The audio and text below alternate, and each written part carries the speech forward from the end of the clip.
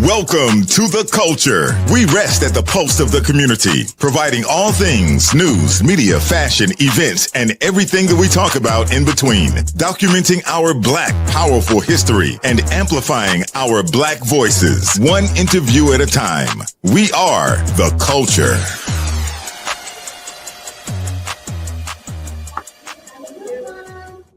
Hi, and welcome to our first edition of The Culture. I'm your host, Jessica Modkins, and we are right in 2026. Welcome to the show. Thank you for having me on. I'm excited. We are excited too. Miami is rolling out the red carpet for you, and I'm helping them to get that carpet out. We've been all over, in every newspaper you could pick up is all about Kitchen and Cocktails. But what I wanted to bring you on the show today to talk about was the man behind the brand. Is that okay? Yeah, sure. Whatever you want to talk about, we're going to talk about today. So if you could sit across the table from your 10-year-old self, what would you tell him and what would you be thankful for? You know what? I would be thankful for my mom, because I have a fantastic mom. Her name is Dr. Deborah Kelly Hill.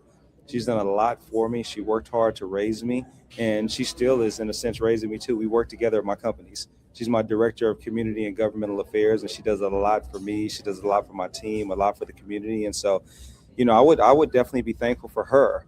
And I guess what I would tell myself is that, you're gonna be all right. You're gonna win big. Because when you're a kid, I don't know about 10-year-old self, but as you're growing and as you're evolving, you want to have success in life. You want to be okay. You want to be somebody. And so I think that having a mom who gave me a good foundation, who made sure I was educated, who made sure I worked hard, that's what's positioned me to be able to have some wins now and hopefully more wins to come. That's what's up. That's great. Congratulations on still being able to keep that relationship with your mother. I know my sister and I, we lost our mother last year. And I can tell you that and then lost our father 6 months after that. So sorry about God that. has all of the things orchestrated for you. And I will say that there is a point in your life where you don't really understand that life keeps going on after things happen that are so traumatic. So for you to be able to continue to have that relationship, not only with her as growing up, but even pulling her into the business, hands down, you got it going on. You are doing the right thing. Yeah, I'm very thankful. And she's not a coattail rider. My mom works 5, 6, 7 days some weeks. She goes hard. She gives her best. My dad works with my companies too. He does a very, very good job working for my law firm in the marketing department. And so I'm very thankful to have not only parents who raised me well, and a mom who's done a good job. My mom being number one, of course. That's how most people feel about moms, but that contribute now too. My mom understands. She doesn't have to work a day in her life. Bought her a house years ago.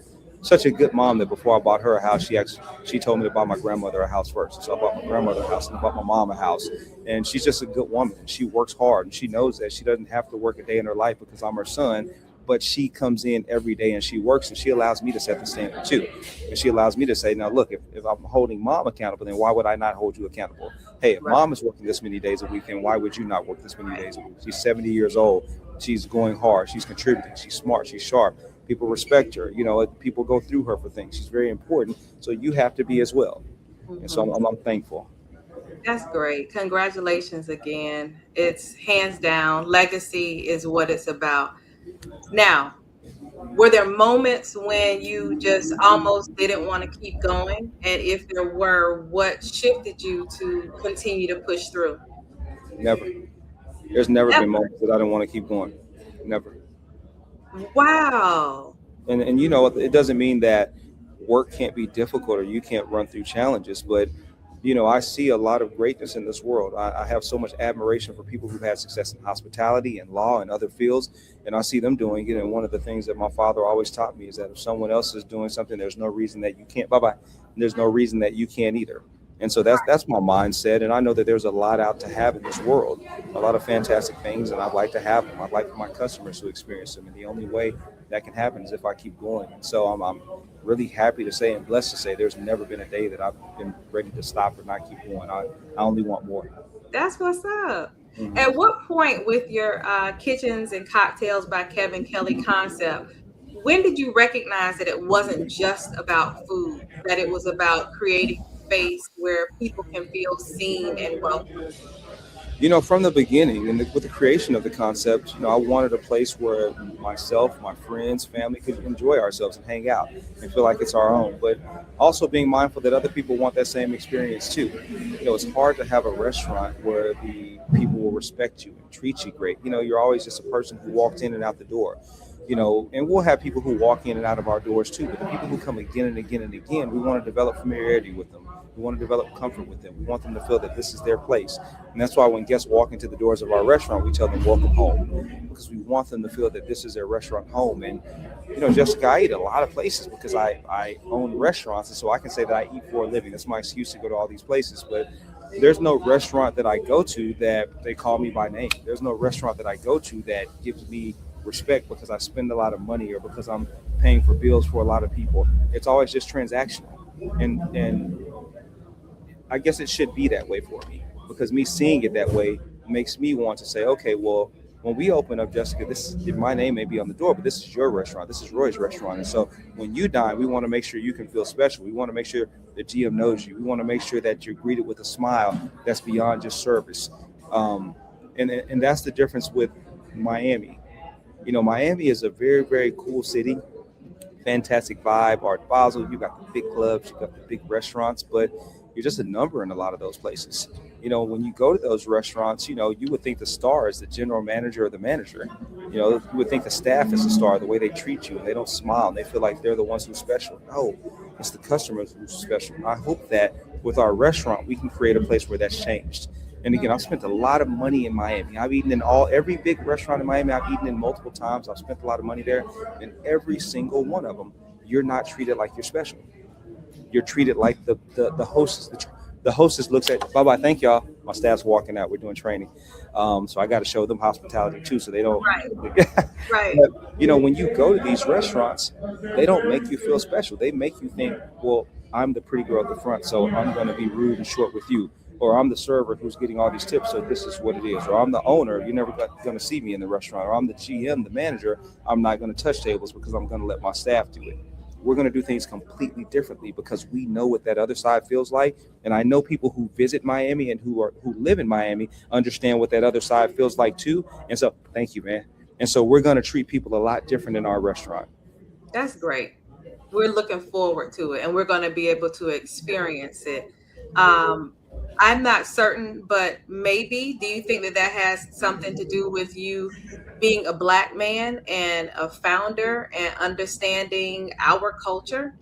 Yeah, a lot of it, so this is my first day meeting the whole staff. And so I talked to them, explained the philosophy behind things, gave them great conversation. I answered a lot of questions, but I told them, I said, the expectation is that you're going to deliver bad hospitality, bad customer service. You'll never get to the level of hospitality. And I said, the expectation is that it's going to be bad because y'all are Black. And what I continually am told is that hospitality is bad with Black restaurants in Miami, that Black people do not deliver good hospitality. And I said, I understand why that's said, because I'm a Black man too, and I dine in places, and we know sometimes we joke that the place where you're treated the worst is where the food is the best, so you just have to go. Then I said, we're going to show them what we showed Philadelphia. In Philadelphia, we surprised a lot of people by showing them that despite being in a city that's considered a tough, rough city, that when you walk into our restaurant, you're stepping into Southern hospitality. You're told welcome home, you're treated well, you're smiled at.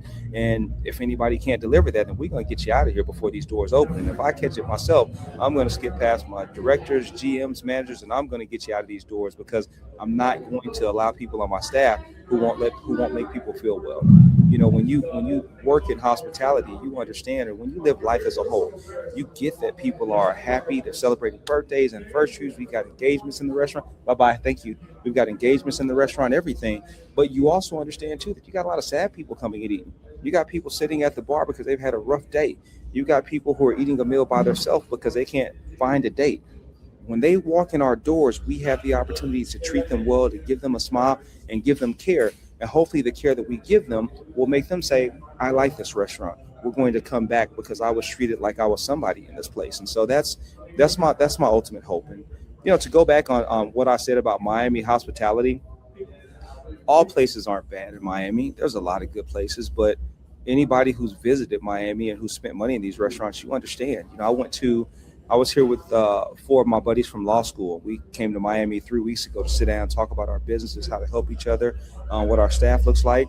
And I had a great experience dining at Last Lap, Caribbean restaurant that's here in town. Yeah. But also booked a reservation at Mila, and they set us down in a basement where nobody was at. And we said, well, we want to sit in the restaurant where everyone else is. Well, we can't accommodate your group now. And so we're looking at this basement, and there's nobody there but us 5-6 people. And we ended up leaving the restaurant. And so that's not what I want to deliver. And my restaurant isn't perfect. We make mistakes nationally too, because we see so many people. We'll see 1 million people this year, so we're going to make tons of mistakes. But talking from the top of the organization, this is the expectation. This is what we want, and we have to train everyone to get that. And hopefully, customers will give us a chance to serve them, so they can see some of the love that I'm speaking of. And so you have 7 restaurants under this brand, Kitchen and Cocktails by Kevin Kelley. You are continuing to scale. Expectations are there. How are you able to protect your values as you continue to scale up and open more restaurants? How are you able to figure that out?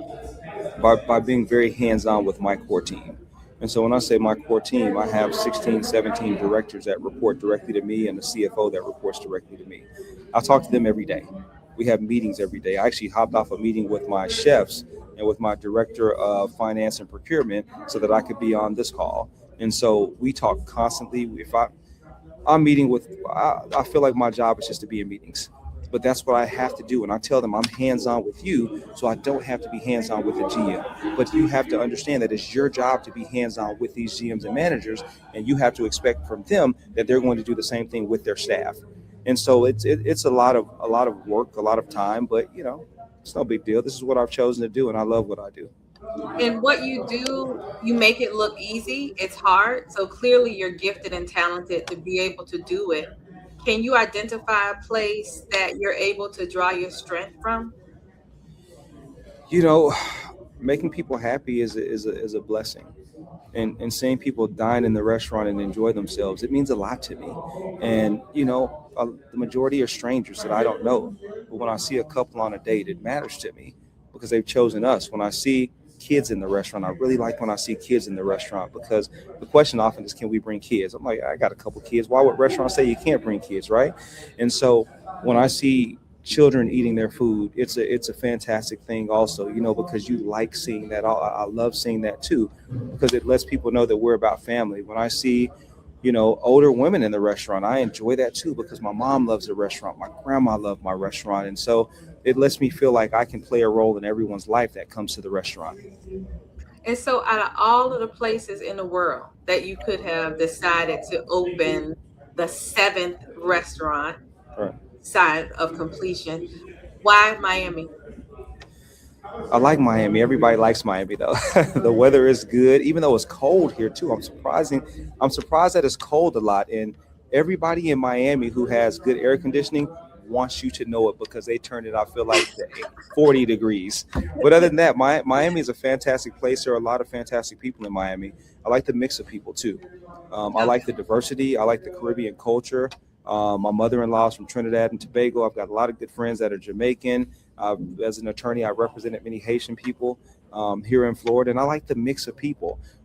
That's why Miami. But I also understand that Miami is where a lot of hospitality concepts come and they do well. And I think that what we offer is different than each of them.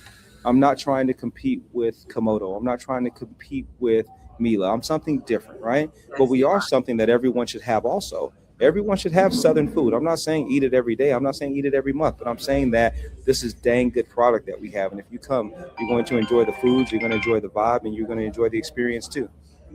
Tell us about some of your signature dishes. What's your favorite? My favorite is the shrimp and grits with a fried lobster tail on the side. That's my number one item with the restaurant.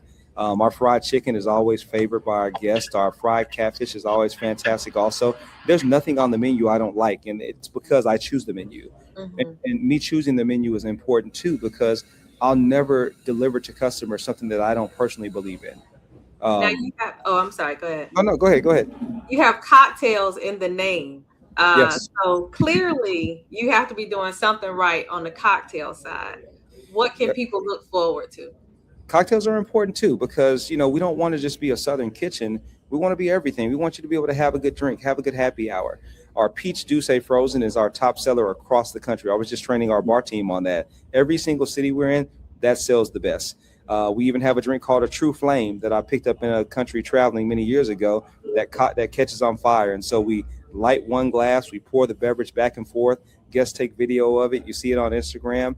And so that's a fantastic drink for me also. But we have our strawberry jalapeno margarita with a tahini rim and strawberry and jalapeno on the stick. We have our blackberry margarita that comes with a purple rock candy stick. So every single drink tastes a little bit different. The cocktails are important too. And the drinks, they're a little on the sweeter side for a lot of people, but I like sweet drinks. And again, I don't sell people anything that I don't want myself, but we have so many spirits. We'll have everything from 11 vodka to Louis the 13th. And so if you want your drink stronger, we have what you need to make it stronger also.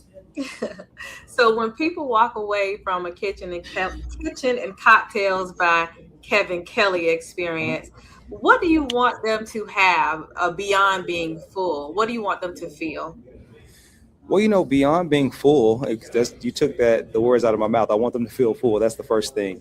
I want them to feel happy. I want them to feel like they had a good time. I want them to feel comfortable. I want them to feel relaxed. I was talking to a friend and they said, well, where do you eat at when you're at home?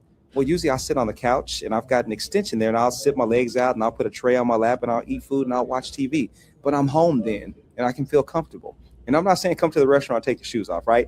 But I want to get as close to that good vibe as you can possibly have where you can sit down, find your table you like, you can look at the TVs and you can just enjoy yourself. And so we know that the whole welcome home hospitality is deeply rooted within this brand that you have. What does home mean to you personally? Home to me, I don't know. What does home mean to me? I guess it means being at home. But from a work perspective, home to me means creating a kitchen for everyone. Mm-hmm. Hey guys, can we finish this interview? I love it because he is actually in the Miami location. They are wrapping up some training and he's carved out some time to talk to us. We're very thankful of that. We only have a few more questions. And I actually took my AirPods out. My son FaceTime me, so he's actually sitting on the screen looking at me. So that's hilarious. He's got to do some media too, my son Christian. But yeah, home for me means making this everyone's kitchen home. That's the biggest thing for me. That's my cause. That's my purpose. I've got a fantastic family. I've got fantastic friends, but from a work perspective, I'm locked in on giving people a place that they can go to and feel comfortable. They can be fed, they can enjoy themselves, and they can be treated great. And it's not to say that I'm here to be a counselor or a therapist, but we all eat 365 times a day, and sometimes we have 3 meals a day. When you come to us, we want that opportunity to serve you to be something that's special. Thanks, y'all. Yeah, now, we want Kevin, behind you. Yes. That's the signature rose wall. Can you tell us about that? Yeah, somebody asked me that earlier today. Well, why do you have roses in the restaurant? And I said, I guess it's maybe a gift from our restaurant group to the ladies. Our customers are 70% women. And so we're always mindful of that. I design each of the restaurants myself, but I design them with our customers in mind. I want women to come here and beyond the food, the drink, the music, because it's always music that's going to be playing in the restaurant. Also, I want them to feel fantastic because they can sit here and take photographs and they've got roses behind them. We've got doors that open up in the restaurant, so you'll be able to see the street. We're at 2838 Northwest 2nd Avenue in Wynwood, and so it's a fantastic place. We've got a marble bar that's beautiful. As a matter of fact, forgive me, I hope I don't trip. I'm going to pick the screen up. Okay. Show you. I am in the restaurant now, one part of it. That is some doors. That is the bar. It's another area here. And so we just want the restaurant to be more than just a Southern kitchen. Usually the best food comes from restaurants that have the worst buildings. I think our food is the best, but we want to make sure our building looks nice also out of respect for our customers. Okay. I love it. And now that I think about it, Jessica, if our customers are 70% women and 30% men, 50% of the men, 15%, they're probably only coming because they got to pay for the women that are with them. So the restaurant is for the ladies. I love it. We're going to have more with Kevin right after this. Stay tuned and stay with us.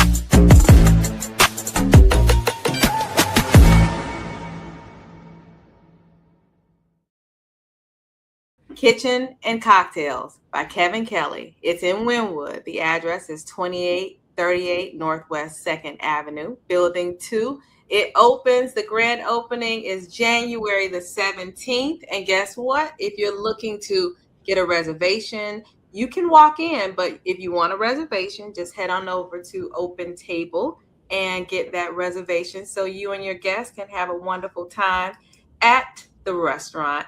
Now, Kevin, you've talked about music, we've talked about culture.